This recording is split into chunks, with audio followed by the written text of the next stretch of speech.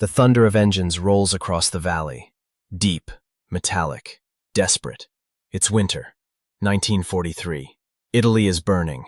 Allied tanks wait helplessly at the edge of the Rapido River, their paths blocked by shattered bridges and the precise aim of German artillery.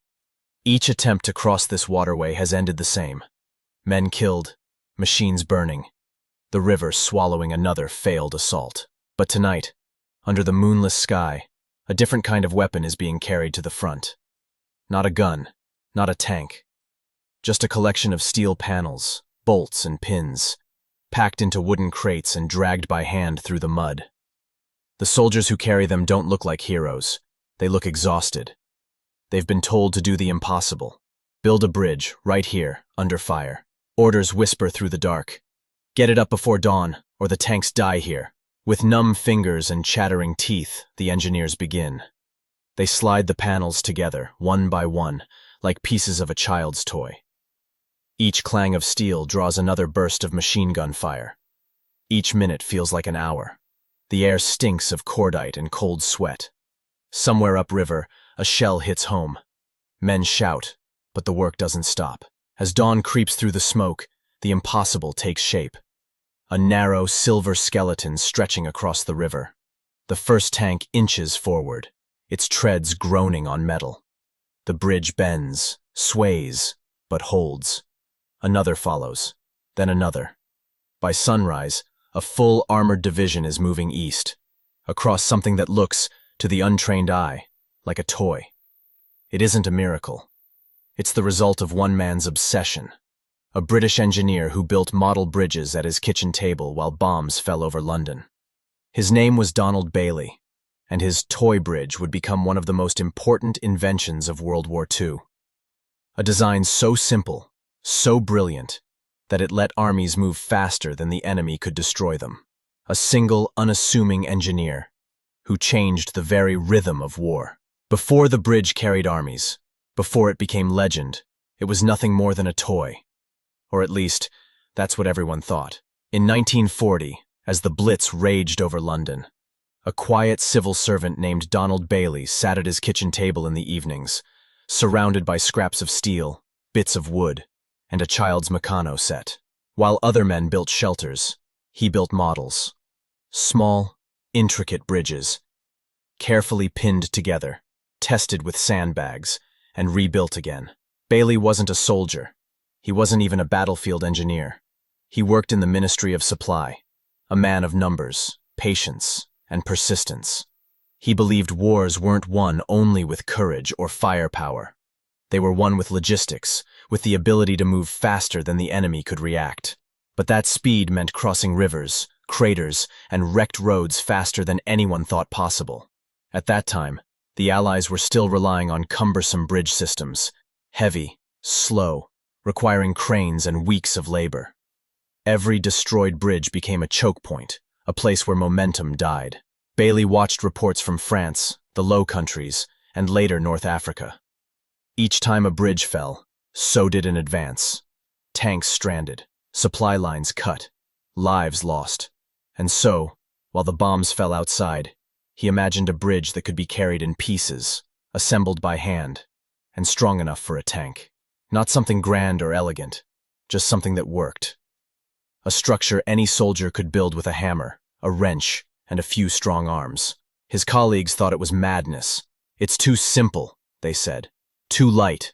It'll never hold. Even his superiors smirked at his tabletop experiments. But Bailey didn't care. His faith wasn't in appearances. It was in mathematics, in geometry, in the quiet logic of engineering. Night after night, he refined his design. A lattice of rectangular panels, bolted and pinned, each piece identical, each connection multiplying the strength of the whole. He discovered that simplicity was its own kind of genius. He called it nothing special. To him, it was just a bridge, but history would call it something else entirely. The Bailey Bridge, the tool that turned retreat into advance and hesitation into momentum. Because sometimes, the smallest ideas, born in the quietest rooms, end up carrying the weight of entire armies. When Donald Bailey finally carried his strange little bridge into the ministry's boardroom, The men waiting for him weren't impressed. They were generals, bureaucrats, and engineers from an older world. Men who believed bridges were grand things of concrete and steel, not toys made of panels and pins. Bailey laid out his model on the long oak table. A handful of rectangular frames, a few bolts, and a series of diagonal cross braces. It looked laughably fragile. One officer chuckled. Another leaned back, smirking, and said, "And you expect a tank to drive over that?" But Bailey didn't flinch. He explained quietly how each piece connected, how strength multiplied through repetition, how load distributed through geometry. He wasn't promising elegance. He was promising speed. Still, the answer came back cold. "We need real bridges, not toys." His proposal was dismissed. Weeks of silence followed. Outside, the war was changing faster than the ministry's thinking. The Blitz had left entire cities in ruins. Bridges were constantly bombed, roads destroyed, rivers turned into barriers. Reports poured in from the front. Divisions halted, supply lines strangled, offensives delayed. And then came the turning point. An Allied officer, Colonel Gifford Martel, stumbled upon Bailey's rejected design. Martel, himself an engineer and visionary, recognized genius when he saw it. He arranged a demonstration at a park near London, something modest, away from the headlines. Bailey arrived early, nervous but prepared. Before a small crowd of skeptical officers, the team assembled the bridge in record time. No cranes, no welders, no heavy tools. Just hands, bolts, and a few hammers. Within hours, it spanned the small river like a steel skeleton. Then, with engines rumbling, a 36-ton Churchill tank rolled onto the deck. The officers held their breath. The bridge flexed, then settled. Perfectly. Not a sound, not a buckle. Silence fell, and then someone whispered the words that changed Bailey's life. "Build it." Overnight, the toy bridge became a national priority. The same men who laughed at it now demanded hundreds. Factories began converting assembly lines to produce the modular panels in bulk. Donald Bailey's kitchen table dream had crossed the line from mockery to military doctrine. And in that moment, Britain had found a weapon not forged for destruction, but for movement. Once the ministry gave its approval, the quiet idea became a roaring machine. Across Britain, factories once used to make furniture and farm tools were suddenly filled with the clang of hammers and the hiss of welding torches. Women in headscarves and men on night shifts worked side by side, stamping out thousands of identical steel panels, each one small enough for 4 men to carry, strong enough to hold a tank. The Bailey Bridge wasn't just a structure, it was a system, modular, repeatable, unstoppable. Every piece fit perfectly with every other. No blueprints were needed on the field. The instructions were simple: pin, bolt, and move. At training camps across England, teams of engineers learned to build entire spans in hours. They started competing, shaving minutes off the record. What had once been a desperate gamble became a drill, a rhythm. Steel sliding into steel, pins locking in place, men counting in cadence over the clatter of metal. Bailey himself would visit these camps, watching soldiers who had once mocked the design now treat it with reverence. To them, it was no longer a toy. It was a lifeline. He saw young engineers boasting, "Give us a river, and we'll cross it before the enemy knows we're there." By 1943, the Bailey was being tested under real fire. In North Africa, British and American units built bridges across dry wadis and desert passes. Under scorching sun and German air raids, the modular panels proved what Bailey had promised: speed. What took days with cranes now took hours with hands. When the Allies invaded Sicily, the Bailey moved again. It spanned ravines, covered bombed-out roads, and carried trucks that fed entire divisions. Commanders began to whisper that the bridge could do something even tanks could not. It never stopped. Each success built momentum. Each crossing made the next one faster. And with every mile advanced, the Germans fell further behind in their attempts to predict where the Allies would strike next. In a war defined by destruction, Bailey's creation was a rare symbol of progress. A machine for moving forward. It was simple. It was strong. and it worked every single time. By the winter of 1943, the Bailey Bridge was no longer a secret. It was a lifeline. And nowhere was that more true than in Italy, where the landscape itself fought against every advance. The mountains were steep, the valleys narrow, and every river seemed to be waiting for blood. The Rapido River was the worst of them all. Wide, fast, and guarded by German artillery hidden in the hills. Every attempt to cross it had failed. Bridges burned, boats sunk, men drowned. The Allies needed a miracle, something that could stand where nothing else could. In the freezing dark, British and American engineers dragged boxes of steel panels through the mud. Each one weighed nearly 600 pounds. The men had to work by touch, assembling the bridge blind, under constant fire. Shells tore the ground around them, lighting the river in bursts of orange and smoke. They called it suicide work. But they kept building. Piece by piece, the structure began to stretch across the black water, a ghostly lattice, cold and wet under their hands. The panels clicked into place, the pins hammered home. The men didn't talk. They just moved, faster and faster, until the bridge began to hum with its own rhythm. Steel meeting steel, heartbeats steady against chaos. Just before dawn, the order came through. Send the first tank. Engines roared to life. A Churchill tank rolled forward, its treads screeching on metal. The bridge bowed but held. A second followed, then a third. The sound of tracks on steel drowned out the artillery. By sunrise, hundreds of tons of armor were pouring across a bridge built in less than a night. On the far bank, infantry cheered through the smoke. The impossible river had been crossed.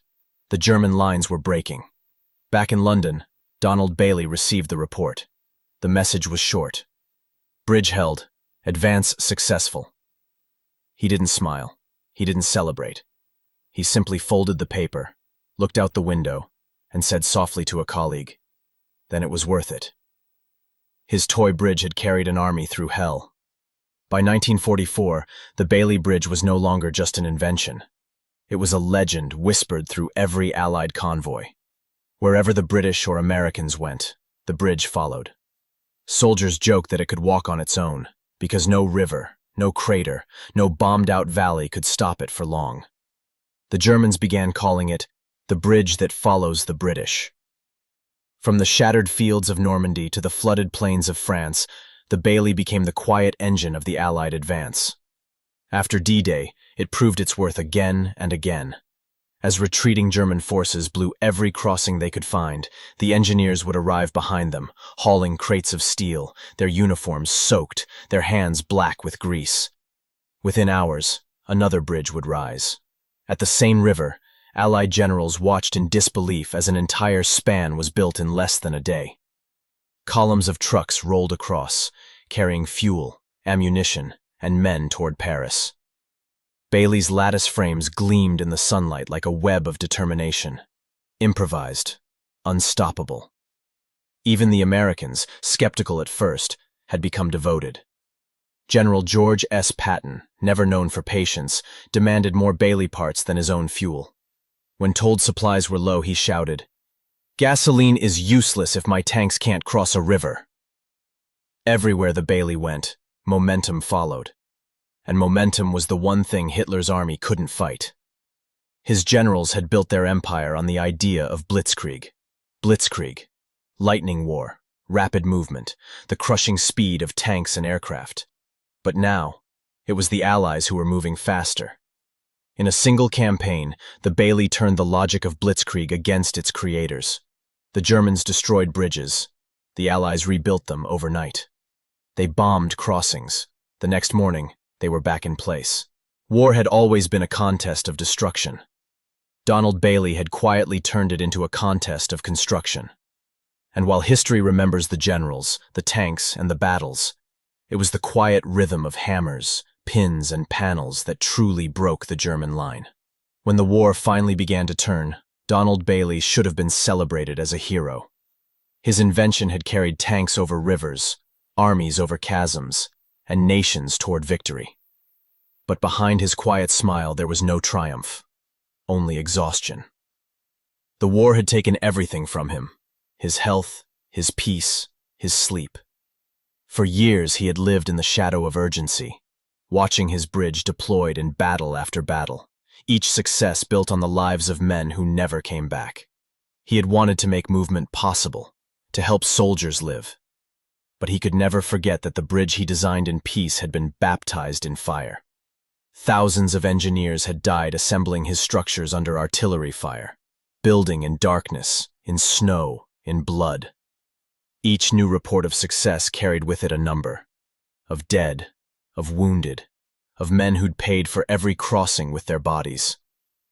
When he visited a Bailey site after the war, somewhere in Holland, he walked across the panels, scarred, dented, scorched, and stopped halfway, his hand resting on the cold metal. The soldiers around him laughed, proud to show him that the bridge still stood. But Bailey didn't speak. He simply nodded, his eyes fixed on the ground. He was knighted soon after, becoming Sir Donald Bailey, a title he accepted politely, almost reluctantly. Reporters asked him how it felt to know his invention had changed history. He gave the same quiet answer every time. It wasn't mine alone. The soldiers built it. I only gave them something they could trust.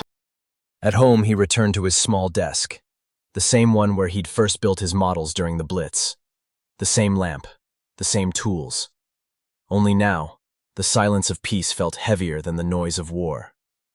He once told a friend, "Every time I see one of those bridges, I think of the men who built it. Not the design, not the glory, just the hands that held it up." For him, genius had come at a price, not fame, but memory. When the guns fell silent, the Bailey Bridge refused to die. Across a broken continent, its steel skeletons still stood, spanning rivers, valleys, and craters carved by years of war. What had once carried tanks now carried trucks of food, convoys of refugees, and the weight of rebuilding a shattered world. In the ruins of France, in the lowlands of Holland, in the mountains of Italy, engineers found that the simplest bridge ever built was also the one that refused to fail. They patched it, repainted it, reused it. Bailey bridges became the first arteries of recovery, the veins through which civilization began to flow again. The design spread far beyond Europe. In India, Bailey bridges connected isolated villages through monsoon floods. In Africa, they carried relief supplies over rivers that had never before seen steel. In mountain regions from the Alps to the Himalayas, their echoes still stand today, quietly humming with the legacy of a war that ended 8 decades ago. Even the armies that once fought against it adopted it. Former German engineers studied its blueprints, calling it a work of divine simplicity. The U.S. Army kept it in service long after the war, modifying it for new terrain, new vehicles, new wars. Korea, Vietnam, even in peacekeeping missions decades later, Bailey's name lived on. And then there was the bridge itself, still being built, still being used, long after its creator was gone. Some stood for 50 years without replacement. Others, rebuilt countless times, became landmarks of endurance. There are monuments to generals, memorials to battles, statues to kings. But few inventions have ever touched as many lives as Donald Bailey's bridge of panels and pins. It was never meant to be beautiful. It was meant to work. And because it worked, it became immortal. Even today, when a disaster strikes, when a flood washes away a highway or an earthquake breaks a city in half, a modern descendant of the Bailey Bridge is often the first to arrive. Soldiers and engineers still pin and bolt those familiar steel panels together, unaware that they are holding a piece of 1943 in their hands. The bridge built for war became the bridge that carries peace. Spring, 1945. The war in Europe is ending. Across the Rhine River, Hitler's last great barrier, Allied tanks are rolling east. The bridges that carry them are Bailey bridges. Each one built under fire, each one assembled by hand, each one standing where no bridge was supposed to stand. In a single photograph, taken that April, a British tank crosses a gleaming span of steel panels, a small sign hanging from its frame. Bailey Bridge Number 1, built in 36 hours. Behind it, smoke rises from a defeated empire. That moment, quiet, functional, unglamorous, is how the Second World War was truly won. Not by the roar of engines or the flash of bombs, but by the silent rhythm of men working in the dark, guided by a blueprint drawn on a kitchen table. Donald Bailey never saw himself as a hero. He never commanded troops or led charges. But his bridge carried more armies, saved more lives, and changed more battles than any general's strategy. It was not built to destroy. It was built to endure. And in a world obsessed with power, that made it extraordinary. When Germany finally surrendered, the Bailey Bridge stood everywhere the Allies had gone. Across rivers, canals, valleys, mountains. It had followed the war from the deserts of Africa to the heart of Europe. It was, as one engineer later said, the bridge that conquered Germany without ever firing a shot. Years later, long after the medals had tarnished and the speeches had ended, Donald Bailey's original wooden prototype was placed in a small museum in London. A child's toy at first glance. But look closer, at the hand-cut joints, the careful symmetry, the patient genius of a man who believed simplicity was stronger than pride.